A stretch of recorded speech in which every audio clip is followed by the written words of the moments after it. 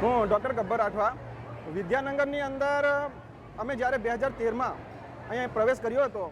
ત્યારથી લઈને આજ દિન સુધી અમે આદિવાસી વિદ્યાર્થીઓ દ્વારા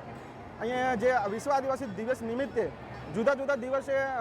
ઓગસ્ટ મહિનાની અંદર અમે ઉજવી રહ્યા છે। સંયુક્ત રાષ્ટ્રસંઘ યુનો દ્વારા 1994માં જ્યારે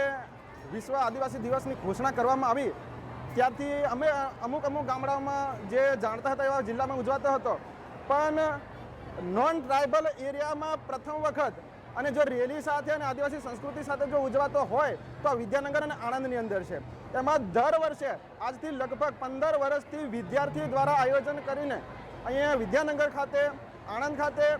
દર વર્ષે વિદ્યાર્થીઓ આયોજન કરે છે અને પોતાની ભાતીગળ સંસ્કૃતિ, પરંપરા, હક અધિકારો એમના રક્ષણ માટે અને એમને જે અન્યાય, ન્યાય, શિક્ષણ, હક અધિકાર જે મળ્યા છે, જળ જંગલ જમીનના અધિકારો મળ્યા છે, એનાથી જાગૃત થાય અને વિદ્યાર્થીઓને વાકેફ આવે કે પ્રકૃતિ બચાવો અને પૃથ્વી બચાવો। જ્યાં સુધી પ્રકૃતિ નહીં બચે ત્યાં સુધી પૃથ્વી બચશે નહીં। આ યુનોનો જે તે વખતે 1994નો જે મોટો હતો એ મોટોના હિસાબે પ્રકૃતિ બચાવો, સંસ્કૃતિ બચાવો અને આદિવાસી જ બચાવો, ત્યારે સંસ્કૃતિ બચશે અને પ્રકૃતિ બચશે અને આદિવાસીઓની સંસ્કૃતિ પ્રકૃતિમય સંસ્કૃતિ છે, જેનાથી વિદ્યાર્થીઓ અહીંયા આયોજન કરે છે। અને